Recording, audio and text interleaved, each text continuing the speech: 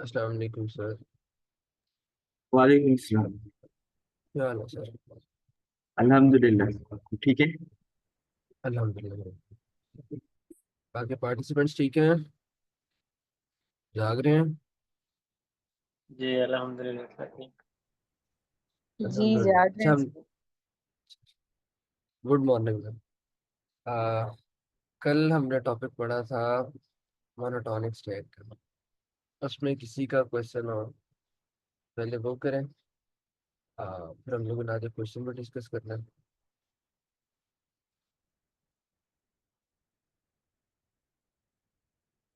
तो मतलब सबको समझ आ गया? तो फिर कोई रिपीट करता? क्या था वो? जी सर मैं रिपीट कर देता हूँ। मोनोटोनिक स्टैक जिस तरह हमारे पास एक कॉमन स्टैक होता है उससे थोड़ा वर्किंग उसमें एक इंक्रीजिंग मोनो स्टैक होता है और एक डिक्रीजिंग मोनो स्टैक होता है। इसमें क्या होता है कि जिस तरह हम स्टैक में से एक एक एलिमेंट को डालते थे लेकिन इसका कोई ऑर्डर नहीं होता था। लेकिन मोनोटोनिक स्टैक में हम एक ऑर्डर को मेंटेन रखते हैं। इंक्रीजिंग ऑर्डर में वही होता है कि जो भी नंबर्स हम उसमें डालते हैं उसको इंक्रीजिंग ऑर्डर में मतलब यही कि फ्रॉम डाउन टू टॉप हम इंक्रीजिंग ऑर्डर में जाते हैं। और डिक्रीजिंग मोनोस्टैक में यही होता है कि हम डिक्रीजिंग ऑर्डर में जाते हैं। मतलब कि फ्रॉम बॉटम टू टॉप हम डिक्रीजिंग ऑर्डर को मेंटेन रखते हैं। और इसको इस्तेमाल करने के लिए हम अ, अ, इसकी जो पहचान है वो हम कहाँ पर इस्तेमाल करेंगे। तो उसके लिए हमारे पास अगर क्वेश्चन में हमसे मांगते हैं कि नेक्स्ट ग्रेटर एलिमेंट या नेक्स्ट स्मॉलर एलिमेंट मालूम कर ले किसी एरे में, तो ये इंडिकेशन होगा हमारे लिए कि हम मोनोटोनिक स्टैक इसमें यूज करें। Thank you. माशाल्लाह, अच्छा आ गया। बहुत अच्छा एक्सप्लेन किया सर। जबरदस्त। तो एनी पार्टिसिपेंट किसी का इसमें क्वेश्चन हो तो आप लोग कर सकते हैं। अदरवाइज हम लोगों ने इसकी जस्ट टाइम कम्प्लेक्सिटी को थोड़ा सा रिवाइज करना। कि इसकी टाइम कम्प्लेक्सिटी किस तरह कैलकुलेट हो रही है और बिग ओ एन किस तरह। देन सर हम फिजान फिर क्वेश्चन पे मूव करेंगे। Okay sir. Yes sir.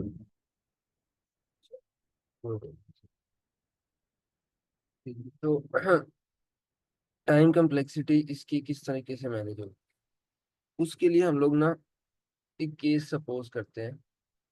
जिस तरह जो चीज़ें हम लोगों ने कल सीखी थी उन्हीं को यूटिलाइज करते हुए एक एग्जाम्पल को रखते हैं सामने, और देखते हैं कि उसके ऊपर क्या ऑपरेशन हो रहे हैं और किस तरीके से स्टैक मैनेज हो रही है।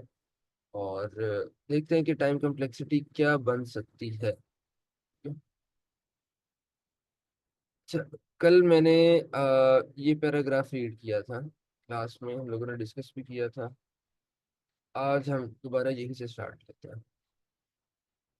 इन अ मोनोटोनिकली इंक्रीजिंग स्टैक का मतलब, पहली बात मोनोटोनिक स्टैक का मतलब क्या है? मोनोटोनिक स्टैक का मतलब ये है कि जो कुछ चीज़ें इस तरीके से मैनेज हो रही है।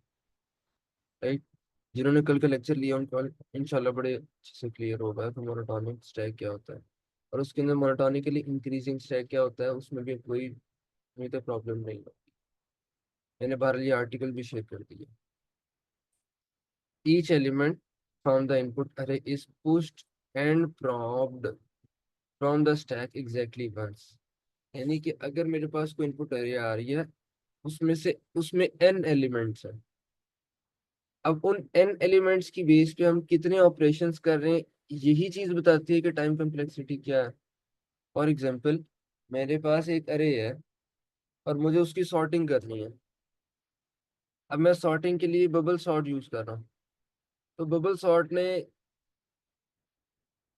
एक एलिमेंट के लिए बाकी तमाम एलिमेंट पे इटरेशंस करनी है। तो वो n into n minus one करके एन स्क्वेयर नहीं, एन स्क्वेयर हो जाती है टाइम कम्प्लेक्सिटी। मैं इसको मुश्किल नहीं बनाना चाह रहा, मैं सिर्फ एक एग्जांपल्स दे रहा हूँ कि टाइम कम्प्लेक्सिटीज किस तरीके से मैनेज होती है। क्वेश्चन आप लोग कर सकते हैं।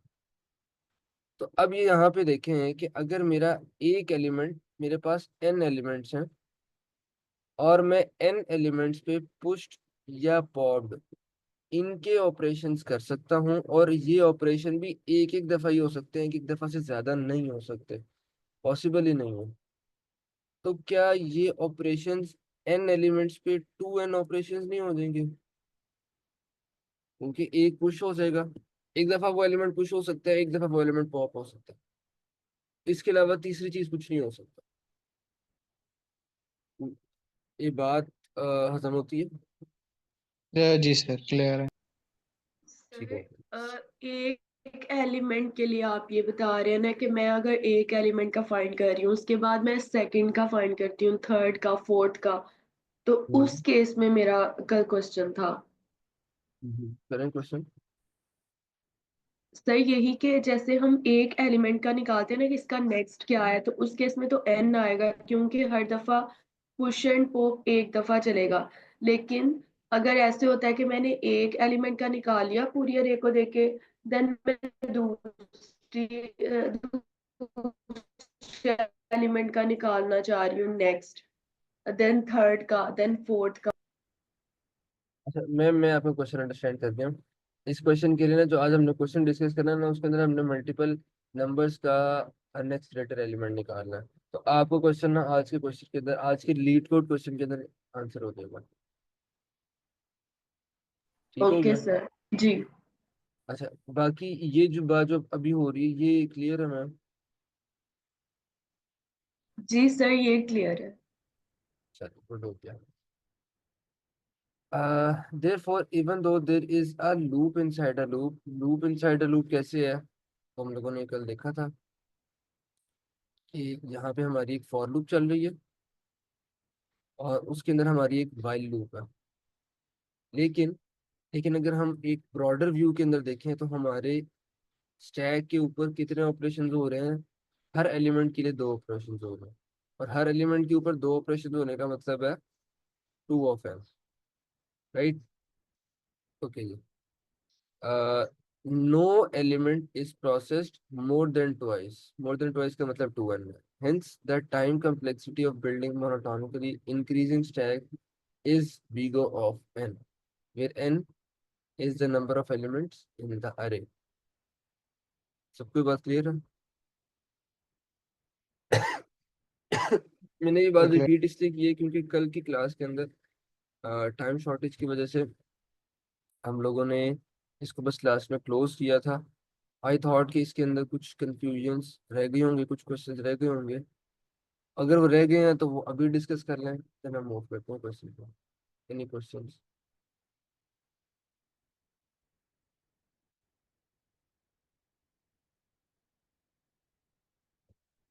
कोई क्वेश्चन नहीं है तो सर फिजान हम स्टार्ट कर सकते हैं क्वेश्चन।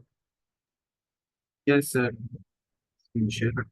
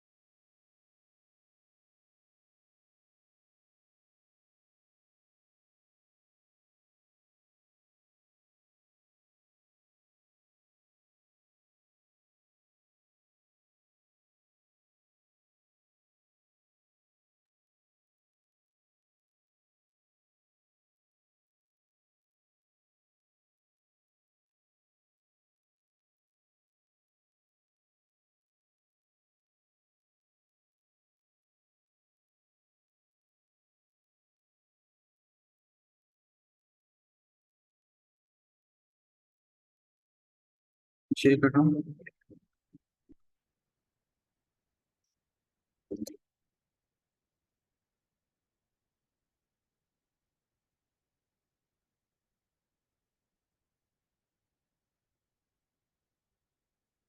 सर मेरी स्क्रीन विजिबल है सर? जी सर, आपकी स्क्रीन विजिबल है। हाँ, ओके।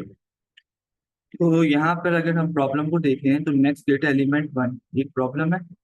अब इस प्रॉब्लम में दिया क्या गया है कि the next data element of some element x in an array is the first data element that is to the right of x in the same array.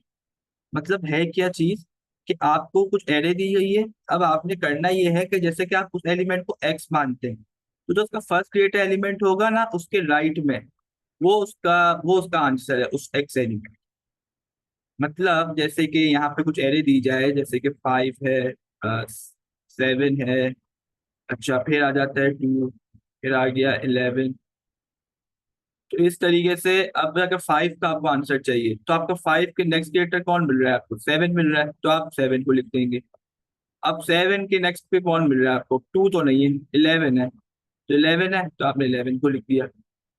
उसके बाद आपने जब देखा 2, अब 2 की टर्न आई है, 2 के नेक्स्ट पे क्रिएटर कौन है, 11 है, तो आपने 11 लिख दिया। दोबारा से 11 आ गया, 2 टाइम्स आ गया। उसके बाद यहाँ पे होगा, अब 11 की क्रिएटर कोई है ही नहीं, तो फिर राइट पता कुछ है नहीं एलिमेंट, -1 आ गया। तो ये आपका आंसर इस तरीके से बन जाएगा। अगर आपने इस तरीके से आपको एरे दी जाए तो आपने ग्रेटर एलिमेंट ही सिर्फ निकाल। अब इस प्रॉब्लम में थोड़ी सी चेंजेस है, वो क्या है वो हम देखते हैं। अब you are given two distinct zero index arrays nums1 nums2 where nums1 is a subset of nums2। मतलब nums1 जो आपका ना सबसेट है, अब ये सब एरे नहीं है, ये सब सेट है। अब सबसेट और सब एरे में क्या डिफरेंस होता है, सब एरे होती है कंटीजियस मेमोरी, मतलब कि होता क्या है, जैसे कि आपकी ये एरे है, यहाँ पे 4, 11, 12 और यहाँ आ गया आपका 15, ये आपकी एरे है, ठीक है। अब इसकी सब एरे क्या बन सकती है, इसकी सब एरे एक ये एलिमेंट बन सकता है, एक ये बन सकता है, एक ये बन सकता है, एक ये, या ये दो एलिमेंट्स की बन सकती है, ये दो एलिमेंट्स, ये दो एलिमेंट्स, या फिर ये दो एलिमेंट्स, 3 एलिमेंट्स की बन सकती है। लेकिन वो लाइन से होते हैं, ऐसा नहीं होता कि ऑर्डर डिस्टर्ब नहीं, ऑर्डर वही रहता है। फिर जो सबसेट होता है ना, उसमें एलिमेंट्स आगे पीछे हो जाए, मतलब कि सबसेट में इसका बना सकता हूँ, कुछ ऐसा भी बना सकता हूँ, 11, 15, 4।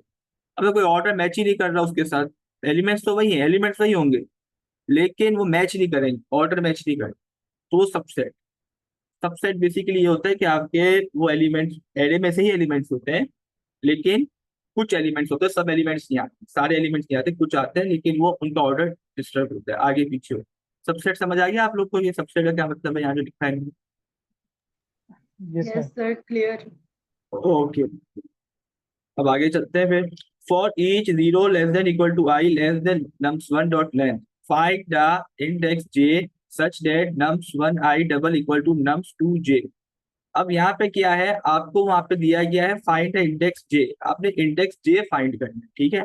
अब इंडेक्स j फाइंड करना है कि nums i double equal to nums j, जब आपका nums1 i की जो वैल्यू है वो nums2 j के बराबर हो, आपने ऐसा इंडेक्स फाइंड कर। अच्छा देखिए ये क्या, ये पॉइंट में इतना ज्यादा मसला नहीं है। अच्छा, and determine the next data element of nums2 j in nums2। देखिए सबसे पहले आपने वो nums1 में आपका देखिए कौन है, nums2 क्या है, सबसेट है, ठीक है। तो nums2 में जो आपको एलिमेंट मिल रहा है उसको पहले आपने nums1 में ढूंढना है।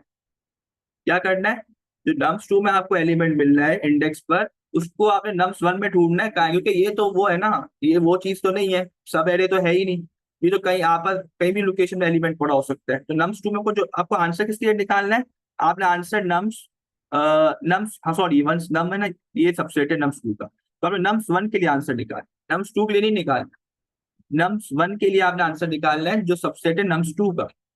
तो आपने पहले उसको फाइंड करना पड़ेगा ना लोकेशन के, वो है कहाँ पर, तो उसका ग्रेटर एलिमेंट देखेंगे ना। तो बेसिकली ये इसका मेन। अच्छा अब क्या है, find the index J such that, ये आपको पॉइंट बता दिया कि इसको आपने ढूंढने के लिए उन्होंने कहा डबल इक्वल टू हो, तो आप डिटरमाइन करो उसका next greater element nums2 j इन nums2। तो आप nums2 में उसको ढूंढोगे, क्योंकि nums2 बड़ी एरे है ना, बड़ी एरे तो मेन एरे तो nums2 है, nums1 तो सबसेट है। हमने ये बेसिकली इस तरीके का क्वेश्चन है, क्या कुछ क्यूरीज दे दी गई है, उन एलिमेंट्स का सिर्फ नेक्स्ट ग्रेटर निकालो, बाकी सबका नहीं निकालो। तो nums2 में आपको बेसिकली सिर्फ उन एलिमेंट्स का निकालना है जो nums1 में आते हैं। If there is no greater element, then the answer of the query is -1। देखिए ये लोग कह रहे हैं query, this query, query क्यों कहा, क्योंकि ये query है, nums2 मान जो है query की तरह एरे बनेगी। अभी एग्जांपल देखेंगे और क्लियर हो जाएगा। Return an array ans of length nums1 dot length such that ansi if the greater element is described above। अब देखिए क्या चीज है, अब ये आपको दो एरे दी गई है यहाँ पे, एक nums1 दी गई है और एक nums2 दी गई है। अब करना ये है कि आपने nums1 में आपने एलिमेंट कौन सा देखा, 4। अब सबसे पहले आप इसको 4 को इस वाली एरे में ढूंढे, कहाँ पर आपने ढूंढना शुरू किया, आपको ये मिला, ये नहीं है, ये ढूंढा नहीं मिला, ये मिला, हाँ यस 4 ये है, डबल इक्वल टू हुआ, 4 बराबर आ गया 4 के। अब आपने देखना है कि 4 का नेक्स्ट ग्रेटर एलिमेंट कौन है। तो आपने देखा तो 4 के नेक्स्ट ग्रेटर में तो सिर्फ 2 पड़ा हुआ है और उसका कुछ है ही नहीं, 2 तो बड़ा है ही नहीं इससे। तो इसीलिए यहाँ पे आपका फर्स्ट आंसर क्या आया, -1। अब क्या करना है, अब आपको मिला 1। अब 1 को इस पूरी एरे में ढूंढे, 1 को आपने इस पूरी एरे में ढूंढना। अब 1 को जो एरे को ढूंढने लगेंगे ना, तो आपको 1 जाके मतलब फर्स्ट टाइम में मिल जाएगा 1, ये रहा। तो 1 जब आपको मिल गया तो आपने इसके नेक्स्ट डेटा एलिमेंट देखना है। तो इसके नेक्स्ट पे आपको कौन डेटा मिल रहा है, 3 मिल रहा है। 4 तक आप नहीं जाओगे क्योंकि आपको 3 मिल गया ना, आपको क्या जरूरत है 4 तक गया। तो आपने लिख दिया यहाँ पे 3। अब आपने देखा 2, तो अब 2 को देखेंगे। अब 2 को अब 2 को ढूंढने इस एरे में। अब 2 को ढूंढने लगे आप। अब आप आगे बढ़े आगे बढ़े आगे बढ़े, फिर आगे बढ़े, फिर यहाँ पे पहुंच गए, आपको 2 मिल गया। अब 2 में आप क्या करोगे, 2 आपको मिला ना, तो अब आपने देखा कि 2 से ग्रेटर एलिमेंट कोई है, तो उसका आगे कुछ है ही नहीं, एयर एम्प्टी है और आगे कुछ अवेलेबल ही नहीं है, तो उसके ग्रेटर कुछ हो ही नहीं सकता, तो वो -1 आ गया। तो इस तरीके से ये आंसर -1 3 -1 आ रहा है। और आंसर की लेंथ देखिए 3 है, 4 नहीं है। नम्स 2 वाली लेंथ एरे की 4 थी, क्योंकि नम्स 1 की 3 लेंथ थी ना। तो हमने क्यूरी वाली एरे को देखा, ये क्यूरी वाली है जो हमसे क्वेश्चन कर रही है, हमसे पूछ रही है कि इस एलिमेंट का ग्रेटर बताओ, इस एलिमेंट का ग्रेटर बताओ। बेसिकली इस तरीके का क्वेश्चन है। क्लियर हुआ पॉइंट? सर यहाँ पे जो हमने 1 का फाइंड किया तो उसका तो 3 आपने लिख दिया, लेकिन हमने तो सर ऊपर से आपकी फाइंड आवाज करना कम था आ कि रही है, जो। आपकी आवाज थोड़ा माइक करीब कर लें। अच्छा, अभी आ रही है? हाँ ये सर ठीक है।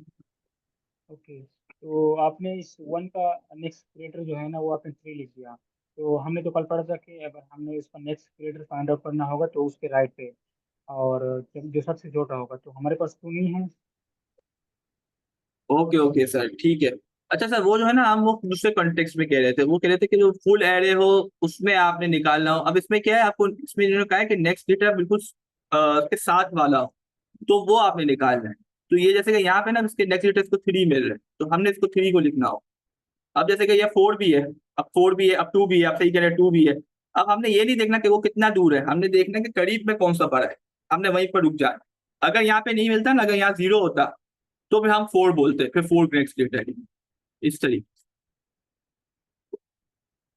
ये होता। फिर 2 तो 2 जब होगा, 2 जब होगा जब आपके यहाँ पे दोनों ही एलिमेंट छोटे हो 1 से, ये भी 0 हो, ये भी 0 हो, और फिर ये यहाँ पर आए तो ये 4 आपको मिलेगा, फिर आपको 2 आपका नेक्स्ट डेटा एलिमेंट।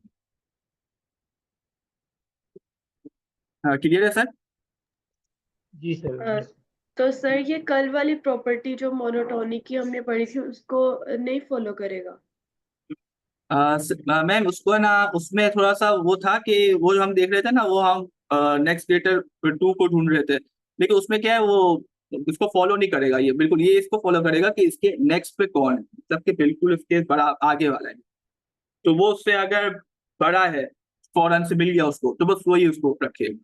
प्रॉब्लम में इस तरीके से। तो अच्छा, मेरे ख्याल से इसको तो हम तो फिर कंपैरिजन के थ्रू भी फाइंड आउट कर सकते हैं विदाउट। यस सर, क्या कह रहे हैं सर, वॉइस? हाँ, अभी आ रही है। और यस यस सर। अच्छा, ये तो फिर हम स्टेक के बगैर ही कर सकते हैं कंपैरिजन के थ्रू।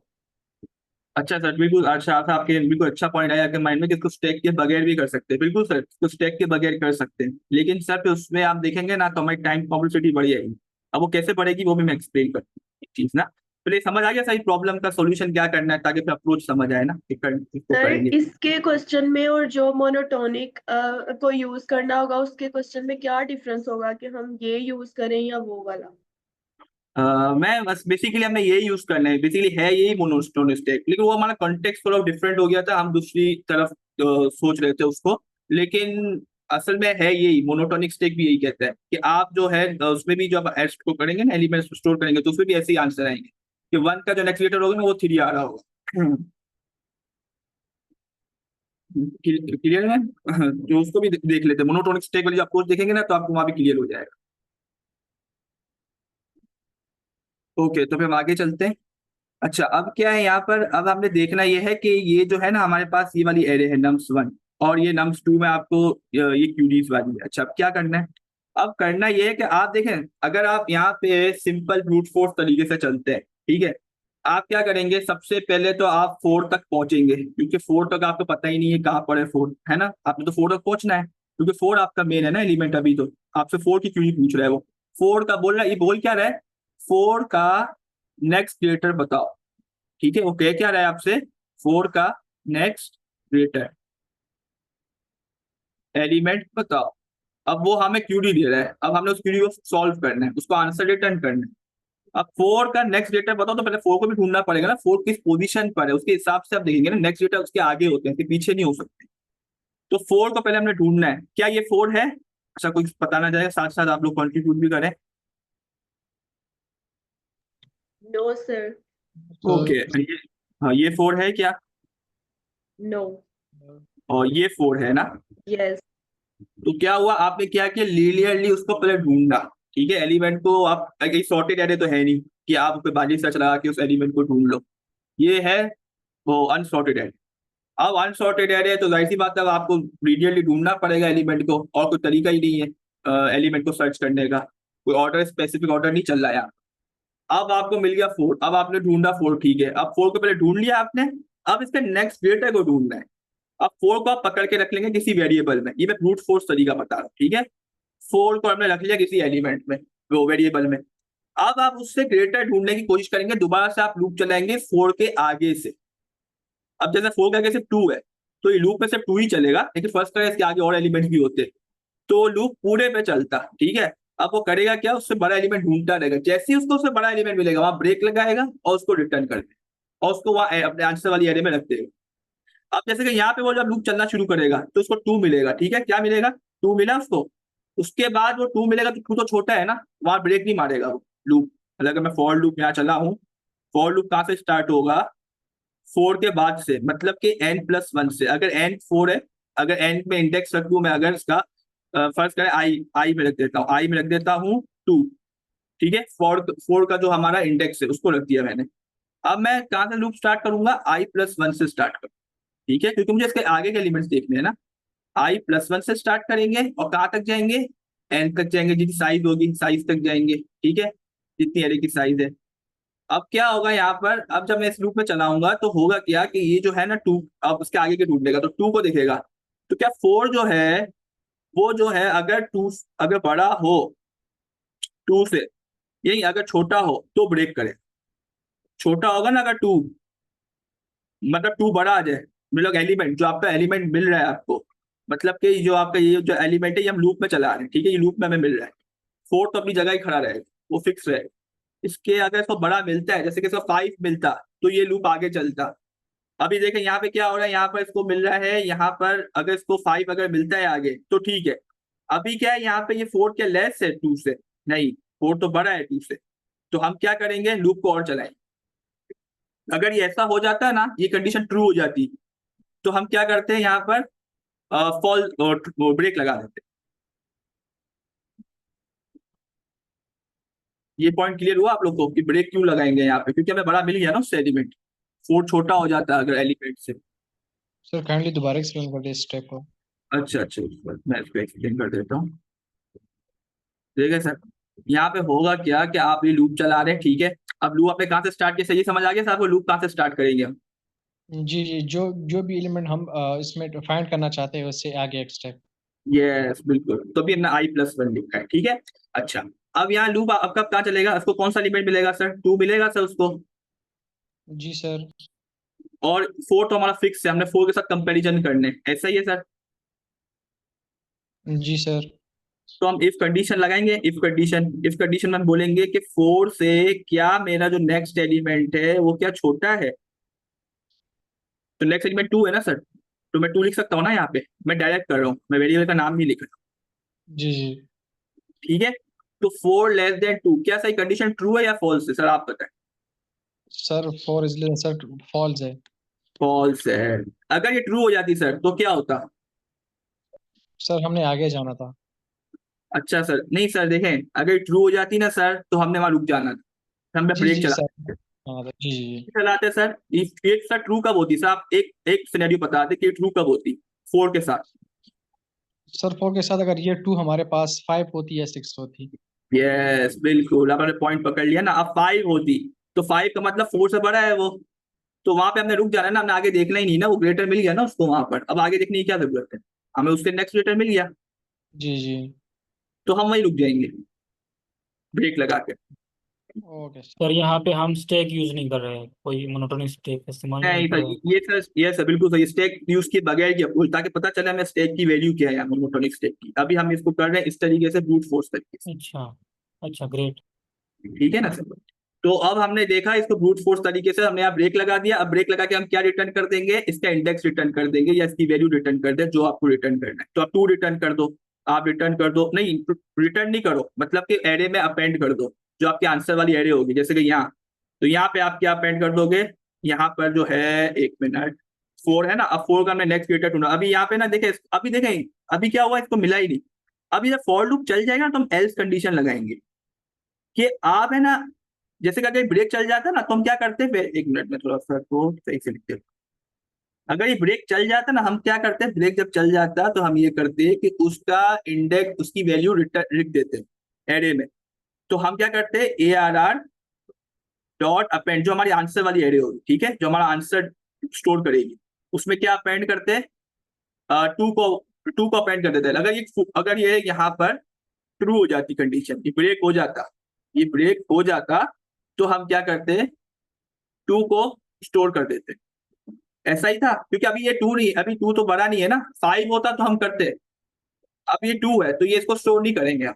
लेकिन अगर फर्स्ट करें होता बड़ा आपके 4 से, तो हम उसको अपनी एरे में अपेंड करते। तो इसको ग्रेटर एलिमेंट मिल गया तो हमने ग्रेटर को ही रखना है ना, तो 4 से बड़ा ढूंढना है। अगर ये 2 होता तो हम यहाँ 2 लिख देते, लेकिन 4 से बड़ा नहीं है। फिर क्या करेंगे? जब ये फॉर लूप पूरा चल जाएगा ना, ब्रेक चला ही नहीं, आपका ब्रेक चला ही नहीं, इससे पूरा ट्रेवर्स कर, उसको बड़ा एलिमेंट मिला ही नहीं, पूरी एरे में ढूंढ लिया। फिर हम क्या करेंगे? हम -1 अपेंड करें, डॉट अपेंड -1। ये पॉइंट क्लियर हुआ कि किस तरीके से होगा? फिर ये इसको दोबारा एक्सप्लेन करूँ थोड़ा सा। सर क्लियर हो गया है। क्लियर हो गया? अच्छा, और किसी को क्लियर नहीं हुआ हो? सर ये पेंट तो हमने ब्रेक के बाद लिखना होगा, सही है ना? यस सर, बिल्कुल सर। ये हमने ना हाँ अपेंड है ना, अगर हम ऐसा कर सकते हैं, यहाँ पे हम अपेंड लिख दें और यहाँ ब्रेक चला दें, ब्रेक बाद में चला दें, ऐसे भी कर सकते हैं। ठीक है ना सर? इस कंडीशन ट्रू हो जाए तो ये अपेंड कर दे, yes, और अपेंड करने के बाद ये ब्रेक चला दे, ताकि लूप ब्रेक हो जाए, एल्स कंडीशन ना चले। एल्स कंडीशन कब चलती है सर? पता है ना आपको? फॉर लूप में एल्स कंडीशन भी होती है।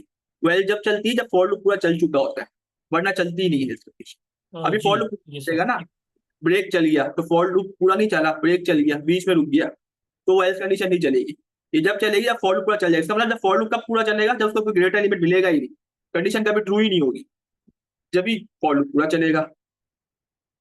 तो ठीक है, इसको ये तरीका था ब्रूट फोर्स से करने का। हमारा मेन चीज इसको तरीका इसको समझना नहीं था, ये मैं समझाने का मकसद ये था कि आप लोग को ये कंफ्यूजन ना रहे कि मोनोटोनिक स्टैक यूज क्यों कर रहे हैं, इसके बगैर कर लें। अब देखें क्या होगा, टाइम कॉम्प्लेक्सिटीज की क्या बनेगी वो कैलकुलेट करते हैं। सबसे पहले तो आपने इस एलिमेंट को ढूंढना है। ओ ऑफ एन तो ये ले लेगा आपकी, ऐसा ही है। आपने सबसे पहले ट्रेवर्स करके 4 को ढूंढना है ना अपनी एरे में, मेन एरे में, क्योंकि आपको नहीं पता वो किधर है। लीनियरली आप ढूंढेंगे, ओ ऑफ एन टाइम लगेगा, तो ओ ऑफ एन तो यही लग गया आपका। और टाइम देखते हैं। अब आप ये काम आप बार बार करेंगे, आप 4 के लिए भी करेंगे, आप 1 के लिए भी करेंगे, आप 2 के लिए भी करेंगे, ऐसा ही है। सबको बार बार ढूंढेंगे, सबको आप सर्च करेंगे किधर है वो। उसके बाद आप आगे की जो एरे रहती होगी उसको चलाएंगे। तो ओ ऑफ एन स्क्वायर तो यहीं पर हो गई है, क्योंकि आप हर बार एलिमेंट को सर्च कर रहे हैं ना लीनियरली। एक मसला तो ये आ गया। ठीक है, ये क्लियर हुआ आप लोग को कि ये ऑफ एन स्क्वायर यहीं कैसे हो गया? ढूंढने, सर्चिंग करने में ही हुई। जी सर। ओके, तो ये सर्चिंग करने में ऑफ एन स्क्वायर हो गया। अब फॉर लूप क्या चला रहा है? फॉर लूप चल रहा है ना उसके एलिमेंट्स के आगे से चल रहा है।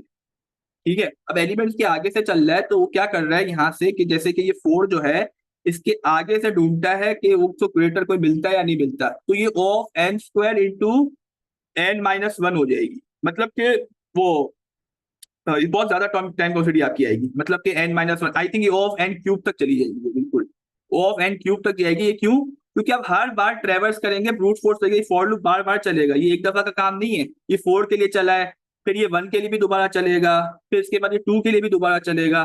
तो आप देखें टाइम कॉन्सिडी हमारी कितनी ज्यादा आ रही है, और स्पेस भी यूज हो रही है, वो आंसर के लिए हम यूज कर रहे हैं। लेकिन टाइम कॉन्सिडी आपको नोट करनी है कि ये देखें आप एन क्यूब तक चली गई। ये समझ में आया आपको एन क्यूब तक क्यों गई है? नो सर, काइंडली दोबारा एक्सप्लेन करें सर। सर ठीक है, मैं समझा देता हूँ। देखिए सर, सबसे पहले तो आप क्या कर रहे हैं सर, सबसे पहले हमने फोर को ढूंढा था सर, ऐसा ही था। एक एक आइट्रेशन की बात करते हैं, एक आइट्रेशन की बात करते हैं। सबसे पहले हमने जी फोर को ढूंढा, ठीक है। आपने फोर को ढूंढा सर, कितना टाइम लेगा सर वो फोर ढूंढने में? ओ ऑफ एन लेगा सर। जी सर। आप सर्चिंग कर रहे हैं लीनियरली, तो ऑफ एन तो लेती है सर्चिंग। हो गया, एन आपने फोर को ढूंढ लिया। अब फोर के आगे का आप लूप चला रहे हैं, ऐसा ही है सर। फोर के आगे फॉर लूप चला रहे हैं, फोर के आगे जितने एलिमेंट्स होंगे उन सब पे लूप चलेगा जब तक उसको ग्रेटर एलिमेंट नहीं मिलता। वर्स्ट केस में क्या होगा, उसको मिलेगा ही नहीं।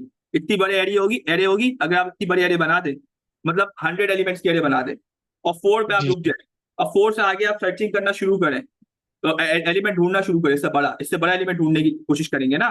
तो आप ढूंढने की जी कोशिश करेंगे तो हो सकता है आपको वर्स्ट केस में मिले ही ना, सब फोर से छोटे हो एलिमेंट आगे, हो सकता है ना ऐसा। अब जी आपको, जी अब जाहिर सी बात है, आपने पूरा लूप चला लिया और आपने आखिर में क्या अपेंड किया, -1 अपेंड किया। तो सर आपको कितना टाइम लगा सर? आपने एलिमेंट को ढूंढा, ओ ऑफ एन आपको एलिमेंट ढूंढने में लग गया, मल्टीप्लाई उसके आगे सर्चिंग में लग गया, ऐसा ही हुआ सर। आगे आपने जी ट्रेवर्स करने में, ठीक है। तो O of n into O of कितना हो गया sir? O of n square हो गया। जी जी अब ओ ऑफ एन स्क्वायर किसके लिए हुआ सर? सिर्फ फोर के लिए हुआ है। अभी वन की टर्न तो बाकी है, वन के लिए भी आप यही हम्म, काम करेंगे, ऐसा ही है सर। Ji sir. टू के लिए भी यही काम करेंगे। अभी जितने एलिमेंट नम्स वन में होंगे ना, उतनी आपकी टाइम कॉम्प्लेक्सिटी लगेगी। हम्म, अब क्लियर हुआ सर? तो यहाँ पे हम जो नोट करें, तो इसकी जो टाइम कॉम्प्लेक्सिटी बनेगी वो O of m into n square बनेगी। एम क्यों बोला मैंने? एम इसलिए बोला क्योंकि वो एरे डिफरेंट है। क्यूडी वाली एरे को एम बोल दें और उसको एन बोल दें। अब बस केस में हो सकता है एम और एन दोनों बराबर हो, ये भी हो सकता है। सबसेट ही आपका वो फुल एरे के बराबर हो, या एक वैल्यू वैल्यू कम हो, ऐसा भी हो सकता है। तो आपकी टाइम कॉम्प्लेक्सिटी क्यूब में चली जाएगी सर। क्लियर हुआ सर ये पॉइंट? अगर हमको जी brute force, full brute force से करें, कोई डेटा स्ट्रक्चर यूज नहीं करें, बिल्कुल सिंपल तरीके से करें, तो ये क्यूब में चली जाती है टाइम कॉम्प्लेक्सिटी। और किसी का क्वेश्चन हो यहाँ तक, फिर हम आगे ऑप्टिमाइज करें इसको। मैम नाजिया, आपका जो क्वेश्चन था कि हम लोग अगर हर एलिमेंट की टाइम कॉम्प्लेक्सिटी, हर एलिमेंट के लिए हम लोग फाइंड करें नेक्स्ट ग्रेटर एलिमेंट, तो टाइम कॉम्प्लेक्सिटी कहाँ पहुंचेगी, उसका आंसर ये सर फैजान ने अभी किया। आपको क्लियर है? सर ये तो ब्रूट फोर्स ने नहीं बताया तो कि ब्रूट अगर फोर्स हम। से ही बताया, जी बिल्कुल जी। ब्रूट फोर्स से ही बताया। तो यही रीजन थी कि हम लोग मोनोटोनिक स्टैक के ऊपर शिफ्ट हो रहे थे, जिससे हमारी ये ब्रूट फोर्स सर्च खत्म हो गई। Okay sir. ओके। तो हमने यहाँ पे देख लिया कि इस तरीके से ये आपके एलिमेंट्स का मसला हो रहा है। तो आपको टाइम कॉम्प्लेक्सिटी बहुत ज्यादा लग रही है ना, एन क्यूब में जा रही है। तो आपको इसको ऑप्टिमाइज करने के लिए, इसको ओ ऑफ एन में लाने के लिए, अब हम क्या करेंगे, ओ ऑफ एन क्यूब को ओ ऑफ एन में लेके आएंगे, ठीक है। ये क्यूब जो ले रही है, इसको हम ओ ऑफ एन में कन्वर्ट करेंगे। अब वो कैसे होगा, अब वो हम देखते हैं, ठीक है। अब इसकी ऑप्टिमाइज अप्रोच को डिस्कस करते हैं, और उसमें स्पेस भी ओ ऑफ एन लगेगी। हाँ ठीक है, चलो उस स्पेस को देखते हैं, फिर टाइम को देख लेते हैं। अब टाइम कॉम्प्लेक्सिटी हमने ऑप्टिमाइज करने के लिए सबसे पहले हमने क्या काम करना है, सर्चिंग वाले टाइम काम को खत्म करना है। ये जो सर्चिंग करनी पड़ी ना बार बार, ये अच्छी चीज नहीं है। आप सर्च कर रहे हो, फिर आप ढूंढ रहे हो उसको, फिर आप कर रहे हो, ठीक है। अब करना क्या है, आपने करना ये है कि आपने जो है यहाँ पर इसको हैश मैप बना लेना है, ठीक है। एलिमेंट्स का क्या बना लेना है, एक हैश मैप बना लेना है, जिससे ये फायदा हो कि आपको उसकी सर्चिंग करनी ना पड़े। अब होगा क्या, आप अगर हैश मैप बना लेते हो, तो हैश मैप क्या करेगा, यहाँ से ट्रेवर्स करना स्टार्ट करो और हर एलिमेंट का इंडेक्स को स्टोर कर लो, ठीक है। अब जैसे कि अगर आप नोट करें, तो जैसे कि अगर मैं यहाँ पे ट्रेवर्स करूँ, मैं हैश मैप बना लूँ, तो क्या होगा, यहाँ पर 4 है, 4 का अगर मैं ढूंढूं इंडेक्स, तो मुझे जब ये 4, जब देखें यहाँ पे क्या होगा, सबसे पहले आपने क्या करना है, इन तीनों को अपने हैश मैप में रख लेना है, ठीक है। 4 1 2, ठीक है। अब आपको ये इन दोनों में आप रख दें, -1 रख दें, ऐसा कर सकते हैं, या कुछ भी रख दें, -1 0, जो आपको रखना चाहे, ठीक है। सर्च करें, -1 रख दिया। अब आपने ये कहा कि अब आपने जब ढूंढना शुरू किया यहाँ पर, तो अब आपको यहाँ पे कीज आती है 4 1 2 और की वैल्यूज है। अब वैल्यूज उनकी इंडेक्स होना चाहिए। अब आप इस पर ट्रेवर्स करना शुरू करें। अब ट्रेवर्स करना शुरू करें, तो जैसे ही कोई भी आपको की मैच हो जाए, जैसे कि 1 है, 1 की मैच हो जाएगी हैश मैप में। 1 आपको पता है हैश मैप ऑफ 1 में सर्च कर लेते हैं वो कॉन्स्टेंट टाइम में। तो 1 है ना, इसको आप 1 में हैश मैप को ढूंढ लें, 1 को। तो आप क्या करें, इसको आप लिख दें, यस ये मेरा 1 जो है 0 इंडेक्स पर है, तो इसको आप 0 लिख दें यहाँ पे। 3 मिला। 3 आपका है क्या इसके अंदर, हैश मैप में नहीं होगा 3। 4 क्या है, यस 4 है, तो 4 को आपने की को -1 हटाकर क्या लिख दिया, 2 लिख दिया। उसके बाद क्या किया, 2 आपने ढूंढा। अब 2 आपने हैश मैप में ढूंढा, तो 2 मेरे हैश मैप में है, तो आपने देखा यस 2 मेरे हैश मैप में है, तो उसका इंडेक्स जो भी होगा, जो भी आप ट्रेवर्स करते हो उसका इंडेक्स बन रहा होगा, उसको आप यहाँ पे रिटर्न लिख देंगे, तो 3 आ गया। तो आपकी जो कीज की जो वैल्यूज है वो उसका इंडेक्स बन गई है, असल इंडेक्स जो इनका इंडेक्स बनता है वो आपने पहले ही स्टोर करके रख लेना। ये क्लियर हुआ? रिपीटिंग एलिमेंट्स आ जाए num2 में। ओके मैम, ठीक है, रिपीटिंग एलिमेंट आ जाए, लेकिन मैम यहाँ पे ना उन्होंने एक चीज कही भी है, एक मिनट आपको दिखाऊं, आई थिंक यहाँ था। यस मैम, देखिए ma'am, all integers in nums1 and nums2 are unique, इन्होंने पहले ही कह दिया। अगर रिपीटिंग का होता ना तो हमारा आंसर मल्टीपल आ रहे होते एक ही एलिमेंट के। ओके, ठीक है ना मैम, तो इन्होंने कह दिया यहाँ पे कि दोनों में यूनिक एलिमेंट्स होंगे, ऐसा नहीं है कि आपको कोई सेम एलिमेंट कभी मिलेगा। अच्छा, और ये भी कह रहे हैं कि all the integer nums1 also pair nums2, जाहिर सी बात है nums2 में भी वो एलिमेंट्स आएंगे। nums1 उसकी वो है ना, सबसेट है ना, तो उसके अंदर जो nums1 में जो एलिमेंट्स है nums2 में गारंटी है आपको मिलेंगे। तो इसीलिए हमारा हैश मैप हमेशा कभी ये नहीं होगा कि कोई वैल्यू उसकी रह जाए, मतलब कि ये नहीं हो कि कहीं -1 ही रह जाए, उसको बचाएगा अपना इंडेक्स ही ना मिले, ऐसा कभी नहीं, इंडेक्स को अपना मिल जाएगा ट्रेवर्स करते हैं। तो ठीक है, ये पॉइंट आई थिंक क्लियर हो गया है। तो हमने इसको हैश मैप बना के इसको स्टोर कर लेना है, तो ऑफ एन टाइम लेगा हैश मैप, जिसमें आपकी वो क्यूरीज को मतलब कि आपकी क्यूरीज की जो वैल्यूज है उनके इंडेक्सेस को स्टोर करेंगे, ताकि हमें बाद में जब हम इंप्लीमेंट कर रहे हो अपना मोनोटोनिक स्टेट, तो हमें मसला नहीं हो कि वो 4 को हमें ढूंढना पड़े, फिर हमें करना पड़े, तो वो टाइम ले जाएगा हमारा। ठीक है, तो आई होप इतना पॉइंट तो समझ आ गया है। कोई क्वेश्चन है यहाँ तक hash map related, hash map कैसे बनाइए, कैसे बनाई values? Okay, I think clear है, फिर आगे चलते हैं। तो यहाँ पे हमने इतना काम तो कर लिया, ठीक है। अब हमने क्या करना है, अपने मोनोटोनिक स्टेक को चलाना है, ठीक है। अब कैसे चलेगा मोनोटोनिक स्टेक, कैसे चलता है, देखें मोनोटोनिक स्टेक का तरीका कुछ ऐसा है कि यहाँ पे आपको ये इस पे चलाना है, आपको किस पे चलाना है, इस पे चलाना है, क्योंकि देखिए ये तो आपकी सिर्फ क्यूरीज है ना, क्यूरीज आपकी मेन एरे थोड़ी है, मेन एरे तो आपकी ये nums2 वाली, इस पे आपने मोनोटोनिक स्टेक चलाना है, ठीक है। वो सिर्फ क्यूरीज है, वो तो हैश मैप बना के आपने रख लिया, स्टोर करके रख लिया, एक काम आपने कर लिया, उसको साइड पे कर दिया। अब आपने करना है उस पे हैश मैप चलाना है। अब आप करेंगे क्या, अगर मोनोटोनिक स्टेक का जो तरीका है, अगर आप इसको देखें तो नोट करें आप, तो ये जो 1 है इसके नेक्स्ट क्रिएटर है 3, और लोगों का 3 ना होता, यहाँ 0 होता, तो यहाँ पे ये 4 हो जाता फिर क्रिएटर। तो यहाँ पे हम देखते हुए अंदाजा नहीं कर पा रहे कि इसके आगे कौन सा एलिमेंट बड़ा है, ऐसा ही हो रहा है मसला। हम लोग को नहीं पता चल रहा ना आगे और कौन सा एलिमेंट, हमने ट्रेवर्स तो किया ही नहीं है, हम तो 1 पे खड़े हैं, हमें क्या पता आगे कौन सा बड़ा पड़ा हुआ है या छोटा है एलिमेंट, जब तक उसको ट्रेवर्स ही करेंगे। ऐसा ही है, ये पॉइंट क्लियर हुआ आप लोग को कि हम पता नहीं कर सकते आगे के एलिमेंट्स का। ये तो हम देख के अंदाजा कर रहे हैं ना, देख के तो नहीं होना ना, हमने तो कोड में करना है। हमें नजर आ रहा है कि 3 बड़ा है, लेकिन हमने आगे ट्रेवर्स तो नहीं किया है ना, अभी तो 1 पे खड़े हुए, तो हमने 1 पे खड़े होकर पता कर लेना है कि इसके नेक्स्ट क्रिएटर कौन है। ये पॉइंट क्लियर हुआ यहाँ तक? कंफर्म कर दे एक दफा। जी जी सर, जी सर। ओके ओके, ठीक है, क्योंकि ये क्लियर होगा ना तो पता चलेगा हमने क्या इसमें चेंजेस करी। अब क्या करेंगे, हम क्या करेंगे, हमने स्टैक को जब स्टोर करना शुरू करेंगे तो हम राइट हैंड से शुरू करेंगे। इससे फायदा ये होगा कि ये वाले का अगर 1 का क्रिएटर ये हो तो ये पहले से ही स्टोर होकर रखा हो। अब देखिए किस तरीके से काम होता है। हमने बनाया स्टैक, ठीक है, ये हमारा स्टैक बना। सबसे पहले कौन सा एलिमेंट आ रहा है, 2 आ रहा है। अब 2 के लिए आपने फौरन सा आंसर को, अब आप देखें पहले तो हम सबके आंसर निकाल लेते हैं, फिर हम उनका आंसर रखेंगे जिनका हमें चाहिए। अभी देखें क्या होगा, अभी यहाँ पे आप देखें, नोट करें, मैं क्या करूंगा, ये वाली इनकी आंसर की एरे बना लूं, अगर ठीक है, इतनी वैल्यूज की एरे बना। अच्छा, इतनी एरे की वैल्यूज मैंने पहले से डिफाइन कर ली। अब 2 है, 2 आपका लास्ट इंडेक्स है, ठीक है, तो 2 का क्या आप देखेंगे, स्टैक आपका एम्प्टी है। ऐसा ही है, 2 के लिए जब आप आए तो स्टैक तो एम्प्टी है, शुरू ही नहीं हुआ ना, तो आपने क्या लग देना, इसके आगे क्या लग देना, -1। अब 4 पर आए, ठीक है, अब 4 पर आए, अब आपने 4 पर, अब 2 को क्या क्या पुश करेंगे, अब 2 को क्या करेंगे, स्टैक में पुश करेंगे।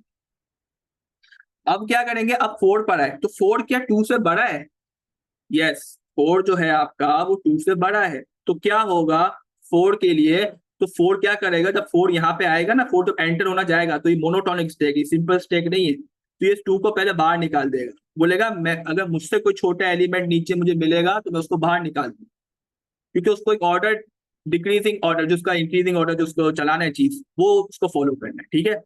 तो अब वो क्या करेगा, यहाँ पे 2 को क्या कर देगा, बाहर निकाल देगा।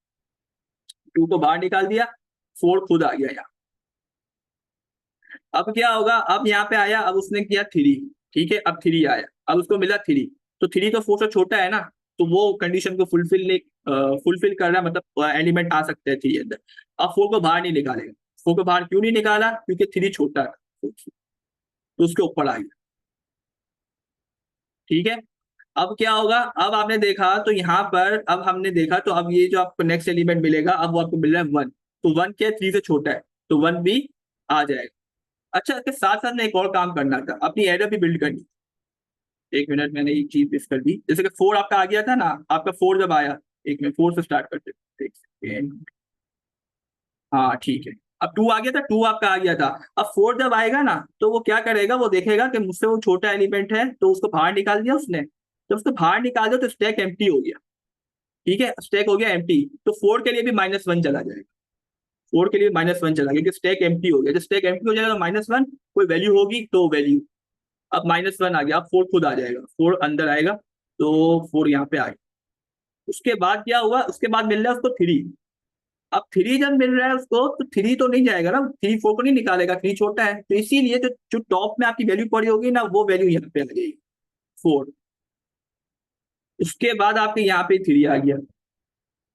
उसके बाद आपने देखा 1, अब 1 के लिए उसको भरा है, अब जाहिर है 1 अपने लिए देखेगा, 1 भी खुद भी जाना चाहेगा, तो 3 अंदर चला गया, अब 1 भी अंदर जाना चाहेगा, अब 1 देखेगा क्या मुझसे बड़ा वैल्यू है, टॉप पर है 3, तो 3 तो 1 से बड़ा है, तो इसीलिए 1 उसके ऊपर आ जाएगा, और 3 को यहाँ पे हम लिख देंगे 1 की जगह, तो ये आ जाएगा 1 यहाँ। हमने ये पूरा इस पर ट्रेवर्स कर लिया, और हमारे मोनोटोनिक स्टैक के हिसाब से हमारी जो वैल्यूज है, नेक्स्ट रिलेटेड वैल्यूज आ चुकी है। तो क्या इन वैल्यूज में गलत तो नहीं है ना, देखें अगर आप नोट करें, 1 से बड़ा कौन था, 3 था, तो यहाँ 3 आ गया। 1 से 3 से बड़ा कौन था, 4 था, तो यहाँ 4 आ गया 3 की जगह पर। और 4 से बड़ा कोई नहीं था, तो यहाँ -1 आया, और 2 से बड़ा कोई नहीं था, तो -1 आया। ये क्लियर हुआ आप लोग को कि ये कैसे काम किया, ओ ऑफ एन में हमने काम कर लिया ये। जी सर। और याद है सर, हमने पिछली जो अभी अप्रोच यूज की थी, उसमें हम फॉर लूप दोबारा चला रहे थे ढूंढने के लिए नेक्स्ट इक्वेट एलिमेंट, वो ऑफ एन स्क्वायर में जा रहा था, ऐसा ही था। पहले हम एलिमेंट को ढूंढते थे, तो उसको जी। सर्चिंग करके ढूंढते थे, आगे ट्रेवर्स करते थे उसके आगे से। तो हमने ऐसा कुछ किया ही नहीं यहाँ पर, वही काम हमारा ओ ऑफ एन में हो गया। स्पेस ज्यादा यूज हुई, स्टैक अलग से बनाना पड़ा, लेकिन काम हमारा ओ ऑफ एन में। क्लियर हुआ, तो इस तरीके से ये काम करता है मोनोटोनिक स्टैक। अच्छा, इस प्रॉब्लम में थोड़ा सा इन्होंने डिफरेंस कर दिया। इन्होंने कहा है कि जो हमने क्यूरीज में वैल्यूज दी ना, सिर्फ उनके ग्रेटर बताओ, सबका नहीं बताओ। हमें सबसे गर्ज नहीं है, हमने सबका निकाल लिया ना, हमने सिर्फ उनका निकालना है जिनका क्यूरी में कहा गया है। तो आपने अगर नोट किया हो, तो हमने सब वैल्यूज का निकाल लिया है, हमने सब वैल्यूज का ग्रेटर निकाली। ये 1 का ग्रेटर है, ये 3 का ग्रेटर है, ये 4 का ग्रेटर है, ये 2 का ग्रेटर है, ठीक है। हमने सब वैल्यूज का निकाल ली, हमने देखिए सिर्फ उन वैल्यूज का निकालना है। तो हम ऐसा कर सकते हैं, अगर हम सब वैल्यूज का निकाल भी लेते हैं, तो हमने ऐसा करना है कि ये जो है ना, अगर ये आपने निकाल लिए वैल्यूज, तो अगर आपने इसको वहां पे स्टोर कर लिया है, एक मिनट, हैश में स्टोर कर लिए, तो आप सिर्फ उन वालों का सर्च करें, 4 का ग्रेटर कौन है, 3 है, तो आप उसको रिटर्न कर दे 3, 4 की क्यूरी पर। मतलब सॉरी, 4 का ग्रेटर 3 नहीं है, मैं गलत लिख रहा हूँ। ये ग्रेटर, ये वैल्यू है, ये वैल्यू इसका ग्रेटर ऊपर है, ठीक है, ये ग्रेटर वाले हैं, ये जी है, और ये वैल्यू। तो 4 का ग्रेटर कौन है, -1 है, तो आपने -1 लिख दिया। 1 का ग्रेटर कौन है, 2, तो 2 है, तो यहाँ पे आपने 1 का ग्रेटर कौन है, एक मिनट, 1 का ग्रेटर तो क्या था, हाँ 2 है, ठीक है। तो आप देखें यहाँ 1 का ग्रेटर यहाँ पे कौन आ रहा है, एक मिनट, क्या आ रहा है यहाँ पे, वैल्यू 1 है, तो 1 का ग्रेटर 3। यस यस यस, बिल्कुल 3 आएगा ना, हाँ ठीक है, हाँ 3 है। अच्छा, वो मैं इस वाली वैल्यू को देखने लग गया, यस, हाँ 1 का ग्रेटर 3 है, तो ठीक है, तो यहाँ पे 3 आ जाएगा, ठीक है, इससे 3 आ गया। फिर आपने देखा 2 का ग्रेटर कौन है, 2 का ग्रेटर अगर आप ढूंढते हैं, तो 2 आपने ऑलरेडी निकाल चुके हैं, -1, तो यहाँ -1 आ गया। तो इस तरीके से इसको हैश मैप और मोनोटोनिक स्टैक दोनों को यूज करके इस प्रॉब्लम को सॉल्व कर सकते। क्लियर हुआ, हैश मैप यूज कर रहे हैं ताकि सर्चिंग ओ ऑफ वन हो जाए, ओ ऑफ एन ना ले सर्चिंग। ओके, तो इसके सॉल्यूशन को अब डिस्कस कर लेते हैं। आई थिंक समझ तो आ गया किस तरीके से ये होगा, कोड देखेंगे तो और समझ आ जाएगा। इसमें तो कमेंट्स भी लिख कर रखे हुए हैं ताकि कोई प्रॉब्लम हो तो समझ आ जाए। अच्छा, एक ठीक है, चलो इसको रहने दें। अच्छा, अब क्या है यहाँ पर हमारे पास ये इस तरीके से है, ठीक है। तो स्टैक हमारा शुरू में क्या है, एम्प्टी है, ठीक है, स्टैक हमारा क्या है, एम्प्टी है। तो अब जब स्टैक हमारा एम्प्टी है शुरू में, तो ये क्या करेगा, this will store numbers in decreasing order, monotonic stack, ठीक है, ये स्टैक मोनोटोनिक स्टैक के लिए बनाया। नेक्स्ट ग्रेटर मैप ये हमारा हैश मैप होगा, तो नेक्स्ट ग्रेटर वैल्यू को स्टोर करने के लिए बनाया है, ताकि जैसा भी मैंने आपको बताया ना, हमने सर्च कर रहा था आखिरी में, हमारा आंसर सब आ गए थे, बस हमने उसको ढूंढना था हमारे स्टैक में कि वो कहाँ पर है, उसका मतलब नहीं, हमने आंसर वाली एरिया ढूंढना था, ठीक है। अच्छा, वो आपको यहाँ पे क्लियर हो जाएगा, देखें। तो ये जो नेक्स्ट ग्रेटर मैप है ना, ये वही करेगा, ये दोनों काम करो। This will map each number in nums 2 to its next greater element. तो जो नम्स 2 वाली जो आपकी एरे है ना, जो यहाँ पे दी गई है, उसके हिसाब से सारे जो ग्रेटर होंगे ना, उनको वहां रखेगा। अभी देखें यहाँ पे क्लियर हो जाएगा, कोड में आपको क्लियर हो जाएगा। यहाँ पे चलते हैं, फॉर लूप पे चलते हैं, नम्स इन नम्स 2। अब वाइल स्टैक, जब तक आपका स्टैक एम्प्टी नहीं है, उस नम जो आपकी वैल्यू है वो स्टैक -1 से बड़ी नहीं है। क्यों, ये क्यों पॉइंट कहा है इन्होंने कि स्टैक आपका एम्प्टी नहीं है, मतलब स्टैक अगर एम्प्टी होगा तो जाहिर सी बात है ना, कोई भी वैल्यू हो, 5 हो, 10 हो, कोई भी हो, सब इनपुट आ जाएंगे, किसी को बाहर तो निकाल ही नहीं सकते, स्टैक तो एम्प्टी है। तो इसलिए सिर्फ हम अपेंड कर देंगे। शुरू में क्या होगा, स्टैक एम्प्टी होगा। हम आपको ड्राई रन करते हैं फर्स्ट एग्जाम्पल के लिए या सेकंड एग्जाम्पल के लिए कर लेते हैं। अच्छा, सेकंड एग्जाम्पल के लिए कर लेते हैं, फर्स्ट एग्जाम्पल तो हमने डिस्कस कर लिया, सेकंड के लिए करते हैं, ठीक है। अच्छा, अब क्या है, फॉर नम इन नम्स 2, ठीक है। तो नम इन नम्स 2, तो नम्स 2 में कौन सी वैल्यू आ रही है, 1 आ रही है, तो 1 को आपने देखना है। अब 1 के लिए आपने करना क्या है, मैं लिख देता हूँ यहाँ पे नम इक्वल टू 1, 1 आ गया। अब वाई स्टैक, अब स्टैक आपका एम्प्टी नहीं हो, अभी अभी एम्प्टी है ना स्टैक, तो स्टैक तो अभी खाली है, स्टैक के साथ में बना देते हैं हम। स्टैक तो एम्प्टी है, तो क्या होगा, 1 क्या होगा, अपेंड हो जाएगा, तो 1 यहाँ पर आ गया, ठीक है। अच्छा, अब क्या होगा, अब उसके बाद वो करेगा, दोबारा से चलाएगा लूप। अब वो देखेगा स्टैक क्या एम्प्टी है, नहीं स्टैक एम्प्टी नहीं, स्टैक कुछ ना कुछ वैल्यूज हैं। और नम जो है ग्रेटर है क्या स्टैक -1 से, अब नम में नेक्स्ट वैल्यू कौन आएगी, अब नम इक्वल टू क्या हो जाएगा, 2 हो जाएगा। ऐसा ही है, हम आइटरेट कर रहे हैं, आगे पहुंच गए, 2 पे आ गए। अब 2 देखेगा क्या 2 बड़ा है टॉप वाली वैल्यू से, यस 2 जो है 2 बड़ा है टॉप वाली वैल्यू। तो क्या करा यहाँ पे, देखें आप, स्टैक में से पॉप कर दिया। तो 2 जब आ रहा था यहाँ पर, 2 एंटर होने के लिए आ रहा था, तो क्या हुआ, 1 को बाहर निकाल दिया, 1 को बाहर निकाल दिया गया। और यहाँ पे क्या हुआ, सर आपने प्रीवियस जो एग्जांपल थी उसमें राइट टू लेफ्ट नहीं ट्रेवर्स किया था। हाँ यस मैं बिल्कुल, मैंने राइट टू लेफ्ट किया था, वो असल में उसमें वो डिक्रीजिंग ऑर्डर बन गया था, वो इंक्रीजिंग ऑर्डर, यस। लेकिन हमने ना डिक्रीजिंग बनाना है, तो दोनों तरीके से कर सकते हैं आप, राइट टू लेफ्ट भी कर सकते हैं, लेफ्ट टू राइट भी करते हैं, आपका आंसर सेम आएगा। क्लियर है, दोनों तरीके सही। हाँ, तो इन्होंने यहाँ पर हमने लेफ्ट टू राइट किया हुआ है, तो ये भी तरीका सही है, कोई प्रॉब्लम नहीं, एक ही चीज है। अच्छा, अब क्या हो रहा है, यहाँ पे 2 है ना, ये आ गया, ठीक है, टॉप पर आ गया। अब नम जो है हमारे उसमें जो 2 है टॉप पे क्यों आया, क्योंकि अभी देखें नेक्स्ट एक चीज और भी हो रही है, हैश मैप भी बन रहा है हमारा साथ साथ, ठीक है।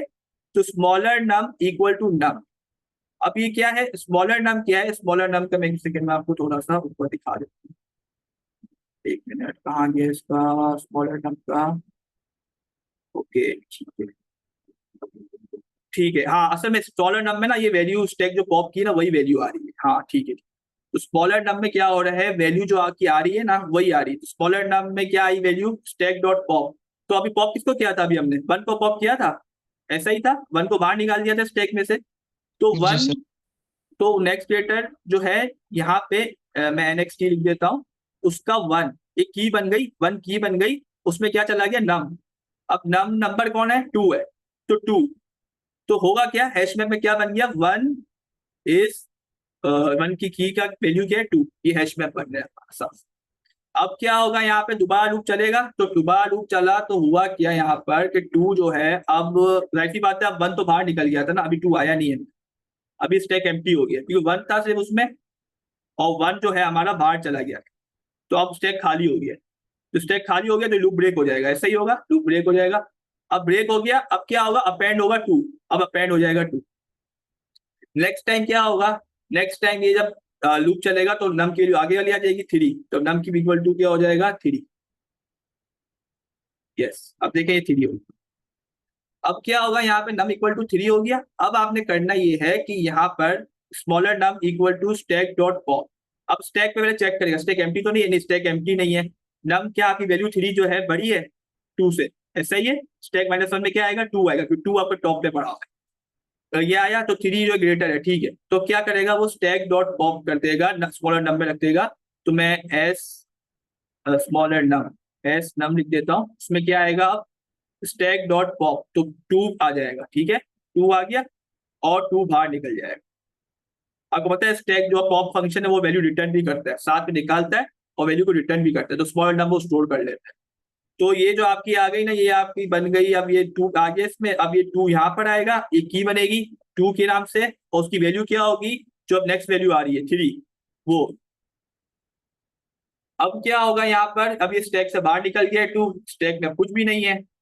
अब क्या होगा, अब हम क्या करेंगे यहाँ पर, जो 3 आपका आ गया है, अब 3 को हम अपेंड करेंगे यहाँ, ठीक है। अब स्टैक एम्प्टी हो गया, लूप और चलेगा नहीं, स्टैक में अपेंड होगा तो 3 अपेंड हो जाएगा। उसके बाद क्या होगा, नेक्स्ट वैल्यू पे आएंगे 4 पे आए। अब 4 पे क्या करेंगे हम, 4 के लिए भी यही करेंगे काम, सेम काम करेंगे। तो 4 के लिए जब आए तो स्टैक को देखा, उसने स्टैक एम्प्टी नहीं है, ठीक है, कंडीशन ट्रू हो गई। क्या ये 4 बड़ा है 3 से? यस बड़ा है। क्या करेगा, स्मॉलर नम में रखेगा 3 को, ऐसा ही है, पॉप करेगा 3 को बाहर निकालेगा, उसको स्मॉलर नम वाले वेरिएबल में रख देगा। 3 बाहर आ गया, स्टैक वापस से एम्प्टी हो गया। तो यहाँ पे स्टैक वापस से एम्प्टी हुआ। अब ये क्या करेगा, अब वापस से फॉर व्हाइल लूप चलेगा, ब्रेक हो जाएगा, फिर स्टैक में अपेंड कर देगा, तो स्टैक में अपेंड हो जाएगा 4 अपेंड हुआ। अब जब 4 अपेंड हुआ, अब क्या हुआ, अब जब यहाँ पे जब ये 4 अपेंड होगा, तब ये दोबारा से जब व्हाइल लूप चलेगा, फॉर लूप चलेगा, तो ये ब्रेक हो जाएगा, आगे कोई और वैल्यू है नहीं, ठीक है, फॉर लूप ब्रेक हो गया। अब क्या होगा, देखिए आप स्टैक में सिर्फ क्या पड़ा हुआ है, सिर्फ 4 पड़ा हुआ है, 4 अपेंड हो गया। अब यहाँ पे हमने चीज नोट करनी है, आगे कब देखना है। अब देखें यहाँ पे हम नोट करें तो यहाँ पे अब ये जाहिर सी बात है, हमने जो स्मॉलर नम 3 किया था, तो ये हमने की बनाई नहीं है सर, हमने ये की भी बनानी थी, तो 3 की भी की बन गई थी, ठीक है, 3 का भी बन गया, 3 का आया था 4, ये भी हो गया, क्योंकि हम स्मॉलर नंबर 3 आया था और ग्रेटर मैप स्मॉलर 3 की बनी और उसमें हमने 4 को स्टोर करी, तो ये हैश मैप हमारा इतना बन चुका है, ठीक है। अब क्या होगा, अब आगे के स्टेप देखते हैं। अभी यहाँ पे काम खत्म नहीं हुआ। काम खत्म क्यों नहीं हुआ, क्योंकि हमने जो क्यूरी दी गई है सिर्फ उसका बताना है आंसर, और सबका नहीं बताना। अच्छा अब ठीक है, अब हम आगे चलते हैं इसको। अच्छा अब आगे का देखते हैं इसमें किस तरीके से काम होगा। अब देखें यहाँ पे आप देखें तो वाइल स्टैक, जब तक स्टैक में कुछ ना कुछ वैल्यू है तो उसमें पॉप करते जाओ। अब वैल्यू स्टैक में हमने नोट किया रखा होगा कि क्या थी वैल्यू, सिर्फ 4 पड़ा हुआ था स्टैक में, हमारे सिर्फ 4 रखा हो, ऐसा ही था। अब स्टैक में कुछ ना कुछ है तो स्मॉलर नम में क्या निकला, वो 4 आ गया, तो 4 आ जाएगा स्मॉलर नम में, वही चीज रिपीट हो रही है यहाँ पे। तो स्मॉलर नम में आ गया, एस नम में आ गया 4, और क्या होगा नेक्स्ट क्रिएटर में क्या होगा, ये जो नेक्स्ट क्रिएटर है आपका NXT, ये हैश मैप है आपका, और इसमें जो 4 की आएगी वो क्या बन जाएगी -1। कोई बताना चाहेगा 4 की -1 क्यों आई? सर क्योंकि हमारे पास स्टैक एम्प्टी हो गया और आगे कोई वैल्यू है ही नहीं। यस सर, और सर ये लास्ट वैल्यू रह गई थी स्टैक में ना, मतलब कि ये जो था ना, इसने स्टॉक स्टैक में से पॉप किया, और क्योंकि ना एरे खत्म हो गई थी, आपने नोट किया होगा सर, हमारी एरे खत्म हो गई थी, लास्ट में 4 अपेंड हुआ, लेकिन एरे तो खत्म हो गई ना, आगे कोई वैल्यूज थी ही नहीं, तो इसका मतलब इस आगे उसको क्रेडिटर मिलेगा ही नहीं, तो -1 आएगा ना सर, ऐसा ही था। जी सर, जी सर। यस, तो इसीलिए यहाँ पे वो -1 आएगा, 4 बाहर आ जाएगा और 4 की एक की बन जाएगी जिसमें आ जाएगा -1। तो ये पूरा हमारा हैश मैप कंप्लीट हो गया। तो आप नोट करें चारों वैल्यूज के लिए इसने हैश मैप में वैल्यूज की बन गई और उनकी वैल्यूज में उनका क्रिएटर आ गया। ये 4 का आ गया -1, तो ये हमारा काम यहाँ तक हो गया। अब देखें क्या होगा, आगे क्या करना है। अब रिजल्ट वाली एरे बनानी है जिसमें हमने अपने आंसर्स को अपेंड करना है, जो हमें आंसर असल में चाहिए ना, सिर्फ हम वही अपेंड करेंगे। तो फॉर नम इन नम्स 1, अब तक कितना काम आसान हो गया, हमारा हैश मैप रेडी हो गया ना। अब हमने सिर्फ वो वाली क्यूरीज का आंसर करना है जो हमें पूछी गई है।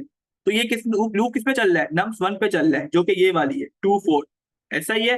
तो सबसे पहले वो क्या मिलेगा, 2 मिलेगा, तो नम इक्वल टू 2 कर लेते हैं। मैं इसको बता देता हूँ, तो नम इक्वल टू क्या कर देंगे, यहाँ पे 2 कर देंगे। तो यहाँ पे करेंगे num equal to 2, num equal 2 कर देंगे, तो यहाँ पे नम्स 1 पे चलेगा ये, तो 2 इसको मिला। अब रिजल्ट में अपेंड क्या करेगा ये, नेक्स्ट क्रिएटर नम, क्योंकि वो पहले से निकाल चुका है सबकी वैल्यू और वो ढूंढने में उसको 1 टाइम लगेगा। 2 को कौन ढूंढ लेगा, वो ऐसा ही होगा, नम में 2 आएगा, इसकी की को ढूंढेगा, लुकअप करेगा, lookup the next creator element. तो ये 2 को देखेगा, इसकी वैल्यू क्या है 3 है, तो आंसर में क्या आ जाएगा 3 आ जाएगा।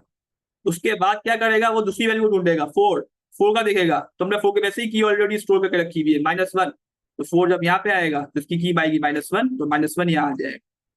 तो इस तरीके से आपका ये हैश मैप रेडी हो गया, ये लूप चल गया और फिर रिजल्ट को आंसर रिटर्न कर देगा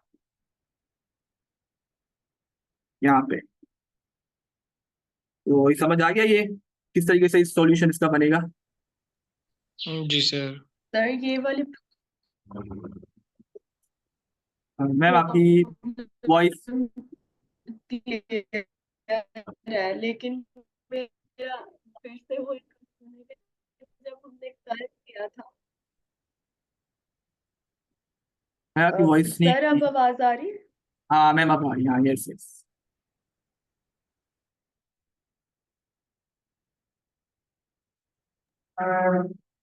सर मुझे ये वाली प्रॉब्लम समझ आ गई है, लेकिन मेरा क्वेश्चन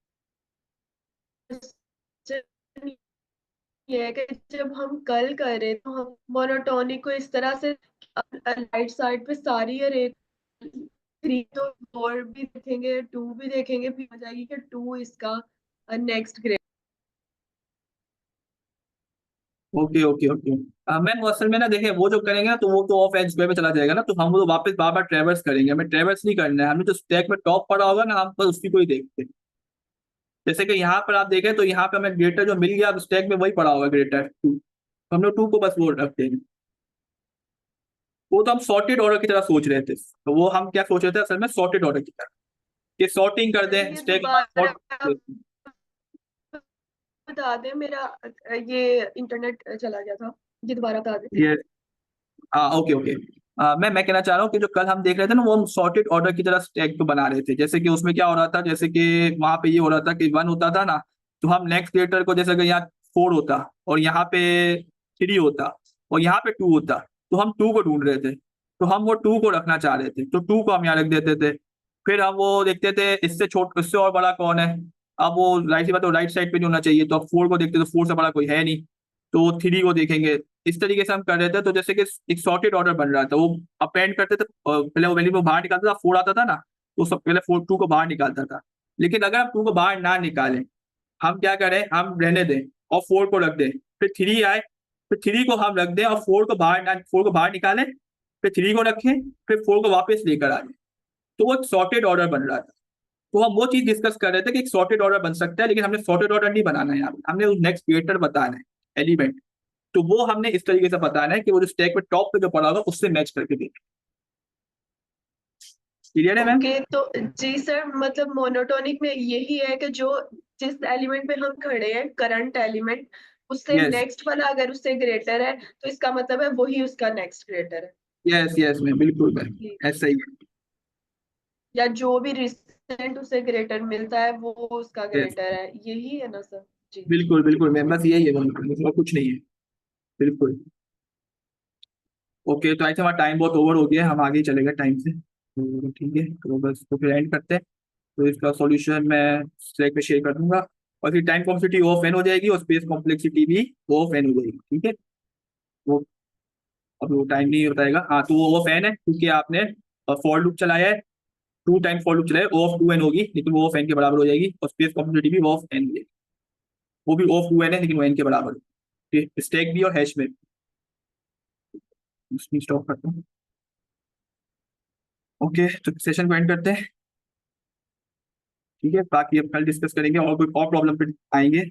एक और प्रॉब्लम को मोनोटोनिक स्टैक से सॉल्व करेंगे, मीडियम प्रॉब्लम, और ज्यादा आपको तो उसकी प्रैक्टिस हो जाएगी। Thank you sir. Thank you, Allah thank you Hafiz. Sir, Allah Hafiz.